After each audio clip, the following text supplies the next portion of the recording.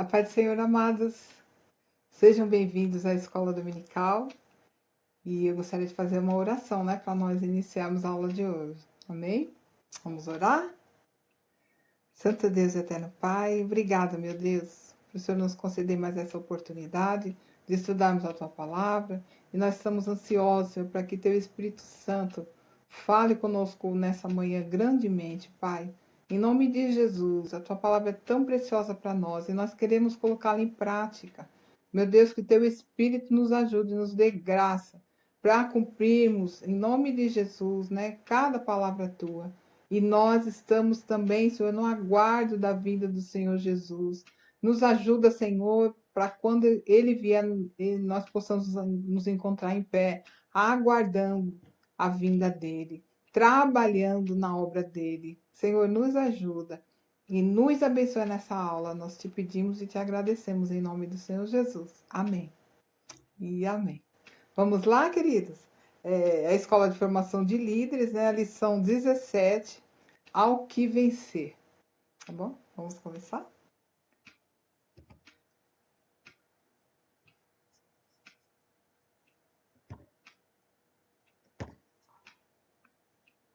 Bom, nessa lição, nós vamos analisar o assunto da esperança que todos os cristãos têm quanto às promessas de Cristo para os últimos dias da humanidade e para a eternidade.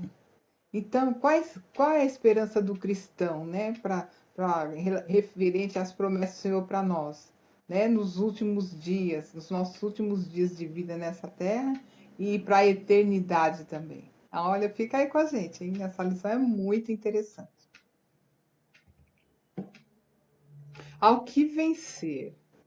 Os vencedores são todos os verdadeiros cristãos, os discípulos de Cristo. Ao vencedor, dar-lhe-ei sentar-se comigo no meu trono, assim como também eu venci e me sentei com meu Pai no seu trono. Está lá em Apocalipse 3:21. É a palavra que Jesus disse, para nós. Todos os vencedores um dia estiveram condenados. A Bíblia afirma que todos pecaram e carecem da glória de Deus. Está lá em Romanos 3:23. É verdade, Então, a partir de Adão, todos nós pecamos. Não há um justo sequer. Está lá em Romanos 3:10. Então, ninguém pode dizer, eu sou justo. Não. Não há um justo sequer.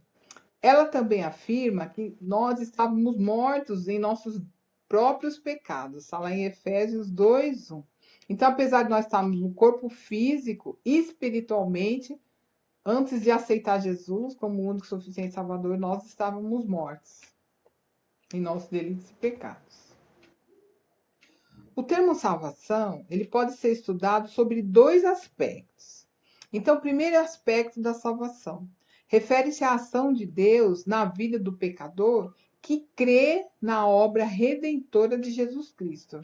A partir desse ato, tornamo-nos filhos de Deus, perdoados e salvos. Então, a princípio, logo de cara, o aspecto da salvação é isso, se eu creio no Senhor Jesus como meu único e suficiente Salvador, eu creio que naquela cruz do Calvário ele morreu por mim, para me livrar dos meus pecados. Nesse momento eu sou salva, Nesse momento o Espírito Santo vem habitar em mim e nesse momento que eu aceitei a Cristo, eu me torno filho de Deus. Até João 1:12, está escrito, A todos quantos o receberam, deu-lhes o poder de serem feitos filhos de Deus, aos que creem no seu nome. Amém? E o segundo aspecto da salvação refere-se a tudo aquilo que Deus realiza na vida do pecador, desde a sua conversão, passando pelo contínuo processo de santificação, até que ele seja levado à glória eterna. Então, esse aspecto é o que diz lá em Filipenses 1:6, Que aquele que começou a obra em nós há de terminá-la até os dias de Cristo Jesus. Então, quando acontece o primeiro aspecto da nossa vida, da salvação, nós aceitamos a Cristo, né? Nós ali começamos uma transformação, porque até então nós estávamos mortos em delitos e pecados. Agora nós vamos começar a desenvolver em nós o caráter de Deus, né?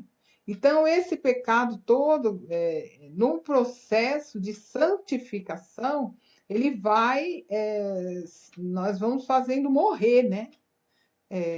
Nós vamos fazer morrer a nossa natureza terrena e vai prevalecendo em nós o caráter de Deus, né? O caráter de Cristo.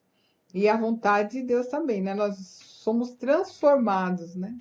Aos poucos, até nós chegarmos ao ponto que Deus quer, né? Até a vinda de Jesus, ou até nós subirmos com ele e chegarmos aos céus. A revelação entre fé a relação entre fé e obras na vida do vencedor. Para explicar a relação entre fé e obra, lançaremos mão de dois versículos, Romanos 3:28 e Tiago 2:24. Então, primeiramente, Romanos 3:28 diz assim: Concluímos, pois, que o homem é justificado pela fé, independentemente das obras da lei. Então, a justificação pela fé é o ato pelo qual Deus declara justo o pecador que crê na obra de Cristo na cruz, e a salvação não é por obras de nossas mãos, mas é pela fé. Né? Aqui o apóstolo Paulo, né, estava explicando aos romanos, né, que a salvação é pela fé, não é pelas obras. Por quê? Porque depois que Paulo apresentou Cristo a eles e que ele morreu ali na cruz do Calvário para os salvar, eles ainda queriam continuar no processo de circuncisão, né? Porque para os judeus, Deus fez essa solicitação, né? Que todo macho, né, se circuncidasse.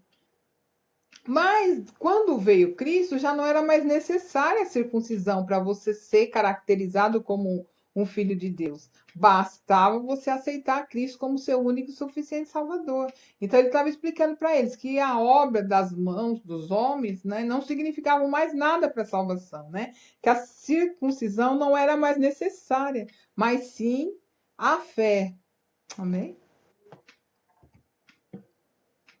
E Tiago 2:24 diz assim: verificais que uma pessoa é justificada por obras e não por fé somente. Né? Verificais que uma pessoa é justificada por obras e não por fé somente. Isso quer dizer que não basta apenas dizer que tem fé. A verdadeira fé é evidenciada por ações, ou seja, por obras também. Então, o que acontece? Que quando eu sou salvo, eu já nasço, né? Deus já me fez novamente, já me faz novamente para a prática de boas obras. Olha só. Concluímos então, nós somos salvos pela fé e para as obras. Vamos ver Efésios 2, versículo 8 e 9. Eu estava escrevendo para vocês os versículos, né? Mas vamos manusear a Bíblia que aí sim é top, né? Efésios 2, versículo de 8 a 10. Olha só o que ele diz a respeito da fé e a respeito das obras. Efésios 2, 8 a 10. Diz assim a palavra do Senhor: Pois vocês são salvos pela graça, por meio da fé, e isso não vem de vocês, é dom de Deus, não por obras, para que ninguém se glorie, porque somos criação de Deus, realizada em Cristo Jesus, para fazermos boas obras, as quais Deus preparou antes para nós as praticarmos. Então, as obras é uma consequência da fé. Eu criei, por isso eu faço boas obras, né? É graça de Deus, através da graça de Deus. Porque se as obras fossem suficientes para nós sermos salvos, Jesus não precisava ter morrido naquela cruz do Calvário. Você concorda comigo? Jesus não precisaria ter morrido, era só eu praticar boas obras e ir para o céu.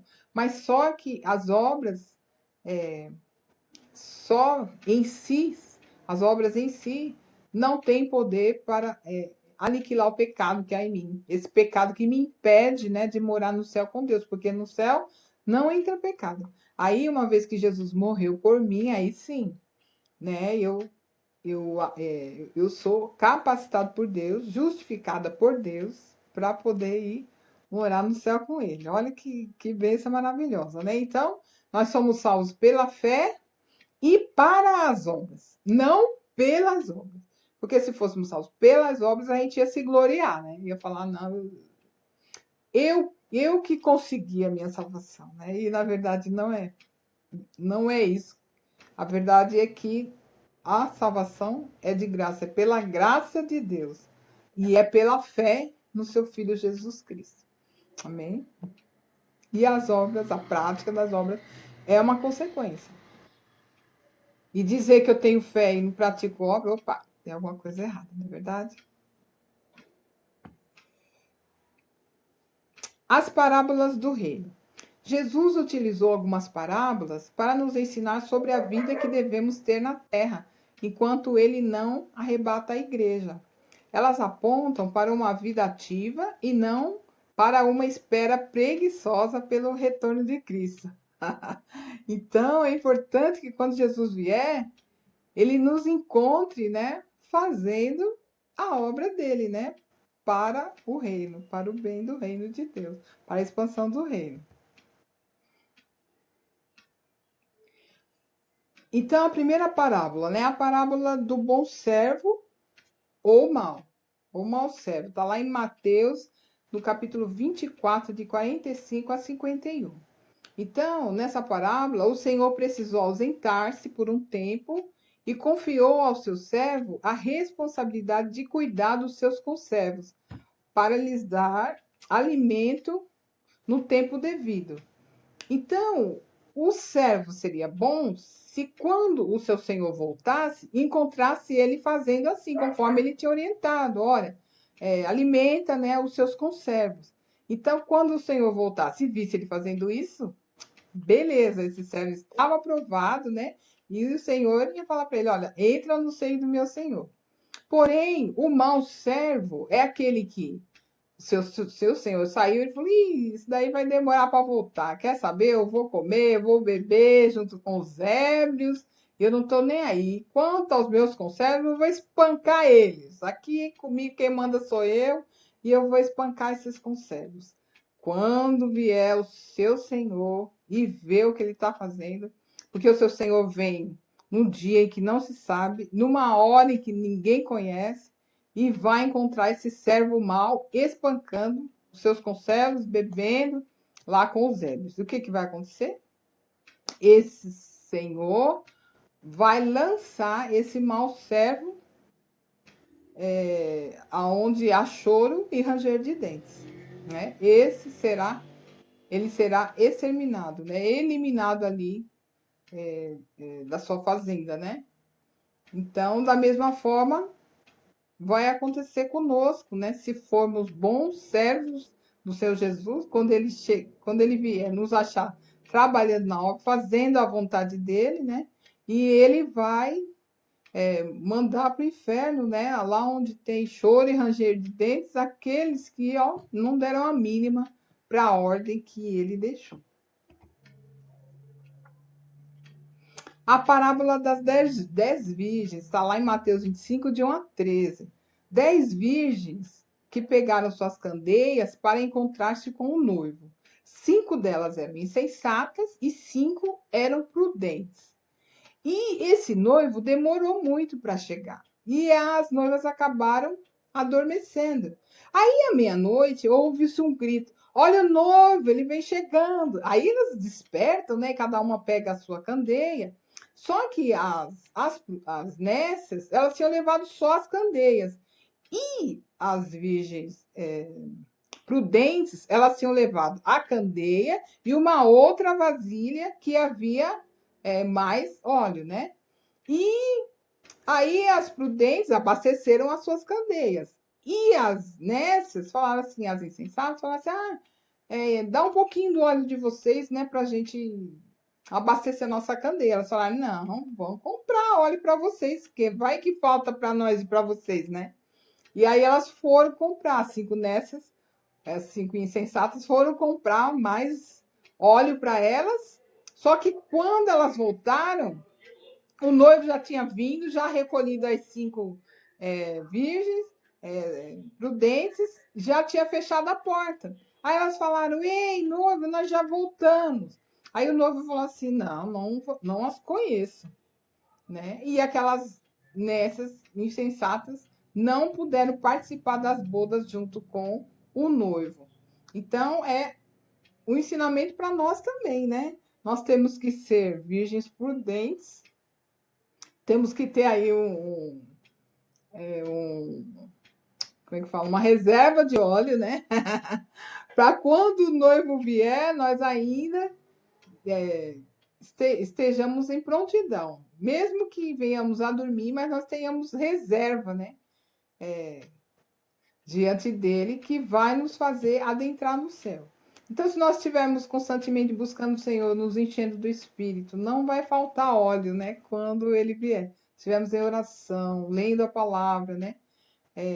Nos alimentando de Deus, nos aproximando de Deus, nos achegando a Ele cada vez mais, não vai ter erro, né? Quando o noivo vier, ele vai nos encontrar ali firmes, né? Com óleo suficiente para que nós possamos entrar nas bodas com Ele. Amém?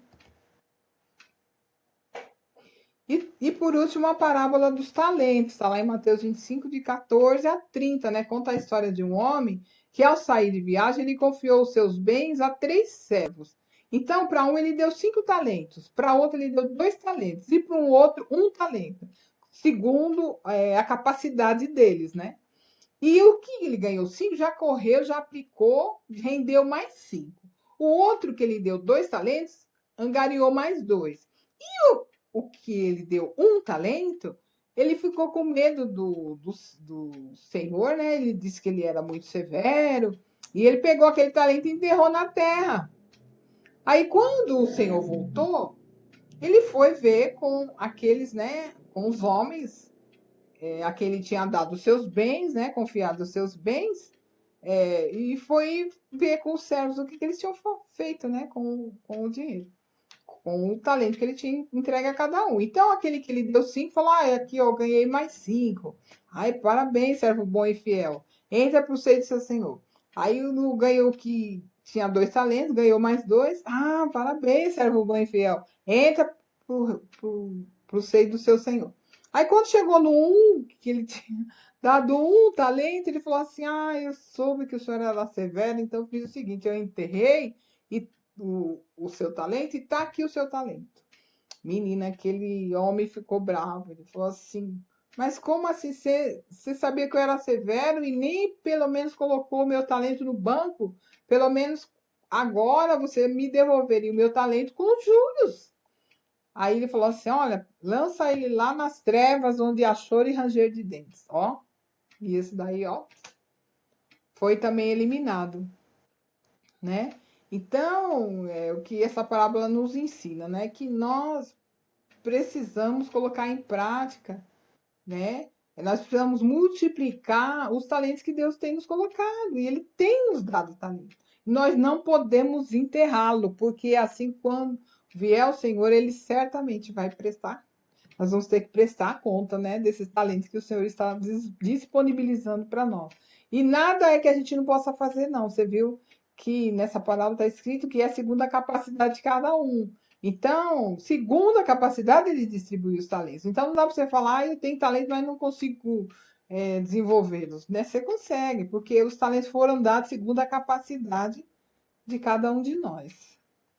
Então, a conclusão sobre as parábolas do reino, né? Essas 3 palavras contrastam a fidelidade com a descrença. Então, naquela primeira parábola, né, os 2 servos, um levou a sério, né, foi fiel ao seu senhor, e o outro nem creu, falou: ai, meu senhor demora a chegar, ele nem vem, né? Ele se deu mal. A segunda, né, a sabedoria e a tolice, né? Então, as virgens prudentes, Elas foram sábias e as nécias foram tolas porque não levaram reserva, elas não tinham reserva. E na hora queria pegar das outras ainda, né? Então, na verdade, nós temos que ser sábios, né? Buscar de Deus a sabedoria, para quando Jesus vier, nós tenhamos a nossa reserva de óleo, né? Se ele demorar um pouquinho, nós pelo menos temos ali uma reserva. E o preparo com a indiferença, né? Você viu nessa última parábola, aqueles a quem o Senhor deu talentos, né? Então, eles tinham preparo, e o último, ele agiu com indiferença, ele não fez nada com um único talento que o Senhor tinha dado para ele, né? Então, é meio complicado, né? A gente agir com indiferença. Nós precisamos nos preparar para quando o Senhor vier, nós estejamos fazendo assim. Então, são características que separam o cristão vencedor daqueles que não estão agindo como deveriam à espera de Cristo. Então, se eu estou aguardando a Cristo despreparadamente, eu tenho que despertar, né? Eu preciso acordar, porque ainda é tempo, né? O Senhor ainda não voltou. E a fidelidade versus descrença. A segunda vinda de Cristo pode ser comparada com a promessa dele de que ressuscitaria 3 dias depois de ter sido morto. Então, aqui ele está dizendo que dá para comparar a segunda vinda de Cristo, que ele ainda virá, né, com a ressurreição de Cristo, que já aconteceu. Por quê? Você vai entender. Peraí. Olha, fidelidade versus descrença. Mas, ao analisarmos a atitude dos discípulos durante aqueles 3 dias em que Jesus permaneceu na mansão dos mortos, evidenciaremos uma total descrença da parte deles de que realmente Jesus ressuscitaria. Então, nós vimos que Jesus, antes mesmo dele ser morto e ressuscitar ao terceiro dia, ele falou para os discípulos que isso ia acontecer. Só que quando realmente aconteceu, no terceiro dia ele disse que ia ressuscitar, mas os discípulos não creram. Tanto é que aquelas mulheres, elas foram no sepulcro no terceiro dia, mas não para ver, para constatar, né, a ressurreição de Cristo. Elas foram lá para embalsamar o corpo dele. Então, na verdade, eles não acreditaram, né, que ele haveria de ressuscitar no terceiro dia. Da mesma forma, aqueles 2 discípulos no caminho de Emaús, eles estavam indo para Emaús, quando Jesus falou para eles ficarem em Jerusalém, eles estavam indo para Emaús e comentando no caminho com o próprio Jesus que lhes aparecera, mas eles não reconheceram, falando para eles, o senhor viu o que aconteceu, né? Que Jesus estava aí conosco e tal, e foi morto, né? E se bem que falaram, né? As mulheres foram lá no sepulcro, viram, diz que o corpo dele não estava lá, que ele havia ressuscitado, mas nós não vimos, né? Quer dizer, eles não creram. Mesmo com as mulheres falando, eles não creram, né? E depois, a terceira prova foi quando eles estavam lá na praia pescando de novo, né? Quer dizer, que aqueles que Jesus tinha chamado tinham voltado a ser pescadores, e Jesus falou para eles, apareceu para eles, né? E falou: o que vocês têm aí para comer? E acabou mandando eles jogar rede, né? Pedro jogar rede. Eles pegaram a rede cheia de peixes, e aí que eles perceberam, né, também que Jesus, na verdade, havia ressuscitado mesmo, né? Olha só que Jesus teve que aparecer para eles muitas vezes depois de ressurreto, para eles crerem que, de fato, Jesus havia ressuscitado. Por isso que ele está fazendo, né, que o autor da revista está fazendo a comparação, né? Se nós vamos ficar igual esses discípulos com a segunda vinda de Cristo, assim, despercebidos, vivendo como se ele realmente não fosse voltar a segunda vez. E, na verdade, Jesus vai voltar a segunda vez. Então, se a nossa atitude com relação à segunda vinda de Cristo for semelhante a seus discípulos quanto à ressurreição, nós seremos surpreendidos e deixados para trás. não é para menos, né? A gente não acredita. Agora, que as nossas atitudes sejam iguais às dos discípulos após o derramado do Espírito Santo, em que a convicção deles de que Cristo voltaria, ainda naqueles dias, era tão grande que eles venderam tudo o que possuíam. Está lá em Atos 4, 34 e 35. Olha só aqui um exemplo de como deve ser, né? Como deve ser, na verdade, a nossa confiança, né? Referente à segunda vinda de Cristo, né? A nossa atitude. Atos 4, 34 a 35. Diz assim a palavra do Senhor. Atos 4, 34 e 35. Não havia pessoas necessitadas entre eles, pois os que possuíam terras ou casas as vendiam, traziam o dinheiro da venda e o colocavam aos pés dos apóstolos, que a distribuíam segundo a necessidade de cada um. Eles vendiam todos os seus bens. Por quê? Porque eles tinham certeza que Cristo ia voltar, né? Segunda vez. Então, é essa fé que nós temos que crer, né? Agir como se Jesus fosse realmente voltar. Não, não é claro vendendo os bens, porque aqueles venderam tudo, todos os bens, deixaram tudo, porque eles achavam que Jesus ia voltar naqueles dias, né? A segunda vinda de Jesus seria naqueles dias. Nós sabemos que não foi, né? E até hoje ele ainda não voltou, mas ele vai voltar. Então, a nossa atitude deve ser de vigilância e de espera na segunda vinda dele. Sabedoria versus tolice. Como viver com sabedoria, sabendo que Cristo cumprirá sua promessa de voltar, assim como se cumpriu o que Deus prometeu nas Escrituras? Sabedoria versus tolice. Vigilância e atenção. Olha como nós devemos nos portar. Com vigilância e atenção. Então, Mateus 24, de 37 a 39. Vamos ver o que nos diz esse versículo, né? Mateus 24,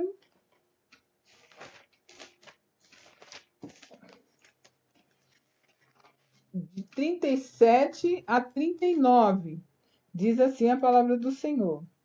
Como foi nos dias de Noé, assim também será na vinda do Filho do Homem.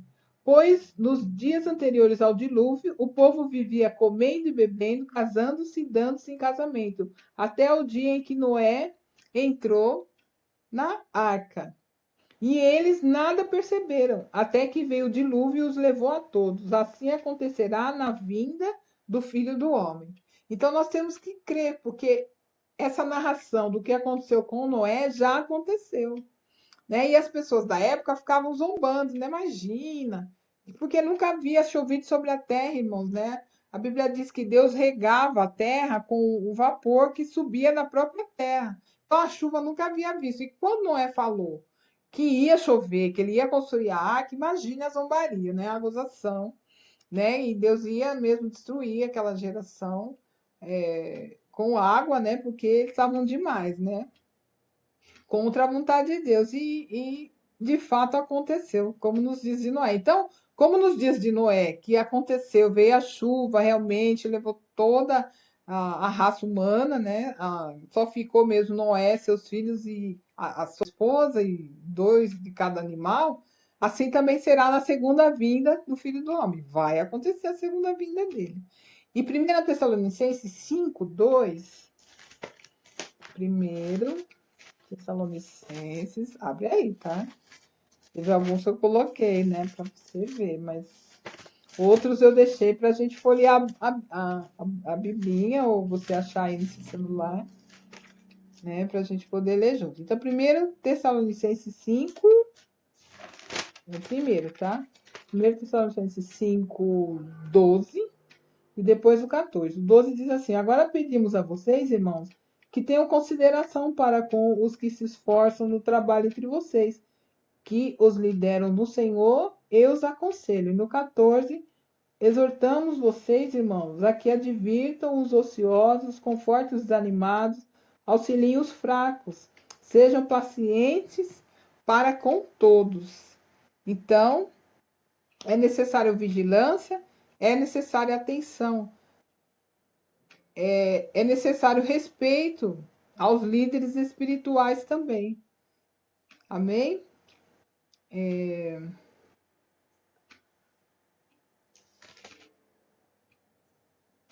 E também eu ia ler também, né, 1 Tessalonicenses 5:2, né, que foi o item anterior. Então, 5:2 diz assim: pois vocês mesmos sabem perfeitamente que o dia do Senhor virá como ladrão. Olha, virá, né? É, promessa dívida, e ele virá mesmo. No versículo 6, portanto, não durmamos como os demais, mas estejamos atentos, sejamos sóbrios. É que a gente fica prestando atenção, né? Porque o que ele falou que vai acontecer mesmo. Então eu tenho que ter vigilância, eu tenho que ter atenção, eu tenho que ter respeito aos líderes, né, que estão me alertando acerca da segunda vinda do Senhor, e eu preciso ter também uma vida santificada. 1 Tessalonicenses 5:23. Olha, o versículo 23 diz assim: que o próprio Deus da paz os santifique inteiramente, que todo o espírito, a alma, o corpo de vocês sejam preservados irrepreensíveis na vinda do nosso Senhor Jesus Cristo. Aquele que os chama é fiel e fará isso. Então, nós precisamos ter sabedoria e não podemos ser tolos, porque verdadeiramente o Senhor Jesus vai voltar a segunda vez e nós precisamos estar preparados, amém?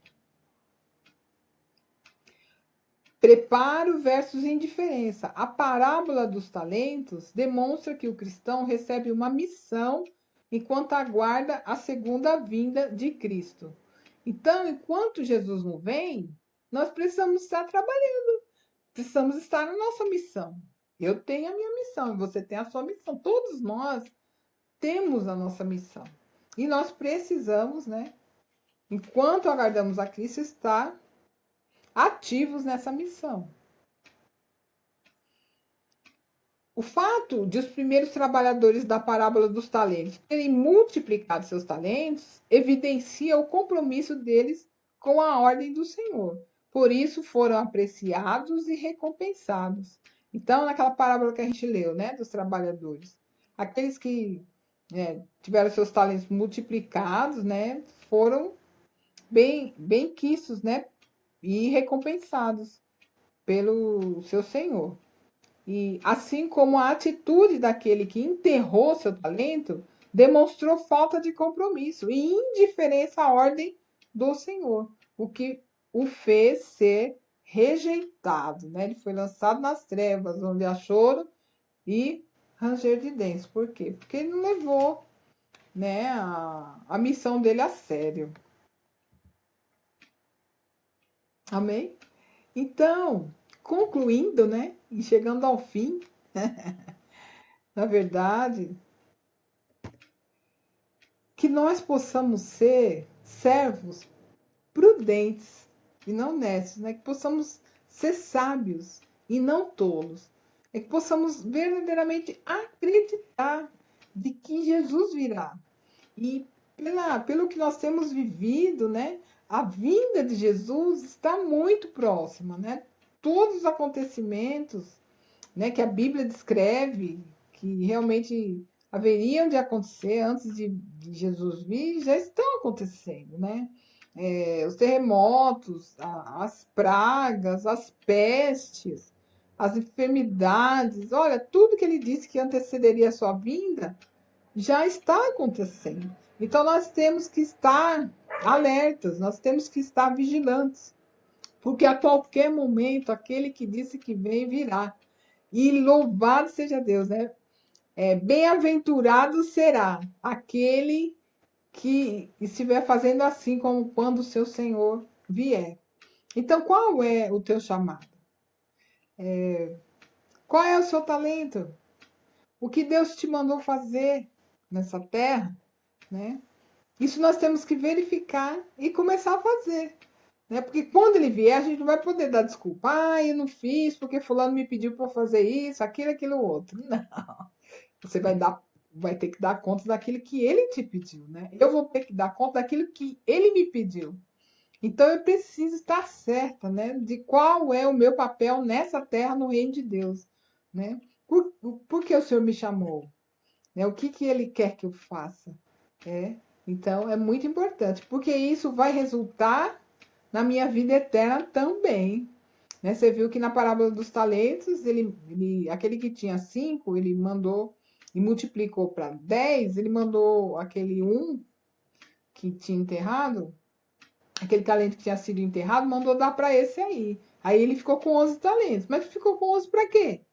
Ele vai aplicar depois, né, lá no céu. Nós vamos aplicar lá. Aquilo que nós multiplicamos aqui, né? Deus vai usar lá no céu. Então, vamos ficar espertos que lá nós não vamos ficar também brincando de mortinho lá não, né? Lá no céu vai ter atividade. Só que vai ser bem diferente daqui, né? Eu creio que muito mais excelência, muito mais, sei lá, algo assim maravilhoso que nem olhos viram, nem ouvidos ouviram, nem penetrou em coração humano, né? Aquilo que ele tem preparado para nós. Eu sei que eu quero ir. E que você queira também, né? E que nós possamos nos ajudar uns aos outros, irmãos, para a gente chegar lá juntinho. E também, né? Se possível, né? Nós levarmos pessoas junto com a gente. Que Deus nos dê essa graça de fazermos discípulos, a fim de que nós cheguemos lá no céu e ainda vamos povoar aquele lugar através da graça de Deus, né? E da capacitação que Ele vai nos dar e já está nos dando, né? Em nome do Senhor Jesus. Amém? Então vamos orar, agradecer, né? Porque o Senhor é maravilhoso, né? E nos deu essa aula tão gloriosa que nos faz lembrar, né? Ainda mais de que Jesus está voltando. Nos faz também tirar o foco daqui da terra, dessas coisas daqui, só daqui, e nos faz olhar para o reino de Deus e para aquilo que Deus nos chamou para fazer. Amém? Vamos orar. Santo Deus, eterno Pai, em nome de Jesus, Pai, nós queremos agradecer ao Senhor, porque é um privilégio tão grande, Senhor, trabalharmos na tua obra e no teu reino. É um privilégio tão grande sermos chamados pelo Senhor, ó Deus, a quem o Senhor ministra seus talentos, meu Deus, para que nós possamos administrar, Paizinho. E em nome de Jesus, Paizinho, não nos deixe com preguiça ou desanimados, Senhor, para fazermos aquilo que o Senhor nos chamou para fazer. Que quando o Senhor vier, o Senhor nos encontre fazendo assim, conforme o Senhor nos direcionou. E que possamos estar alegres ao ver o noivo, e possamos ter reserva, Senhor, para estarmos preparados para quando o Senhor vier e nós possamos subir para as bodas. Ó Deus, que o Senhor venha se agradar de nós e que seja uma festa maravilhosa, Jesus, a sua segunda vinda para nós, Senhor. E nós cremos, Paizinho, que o Senhor vai mesmo enviar Jesus, seu Filho, para nos buscar a segunda vez, mas dessa vez não mais para morrer por nós, dessa vez para recolher aqueles que creram e que vão subir quando ele vier buscar. Então, Senhor, obrigada, Pai. Nós estamos nessa esperança, nós estamos nessa expectativa, Senhor. Não nos deixa, Senhor Deus eterno, em nome de Jesus, olhar para trás, mas que possamos perseverar até o fim, a fim de possamos nos encontrar contigo naquele dia. Senhor, obrigada, Pai, por essa esperança, porque ela é maravilhosa. E obrigada, Tu és maravilhoso para conosco. Obrigada pela tua bondade, pela tua misericórdia. Deus, por essa esperança. Obrigada. Nós oramos agradecidos, Pai, em nome do Senhor Jesus. Amém e amém. Amém, queridos? Obrigada por participarem dessa aula. Que Deus te abençoe. E vamos ficar juntos, esperando a vinda do Senhor Jesus, a segunda vinda. Amém? Beijos, fiquem com Deus. A paz.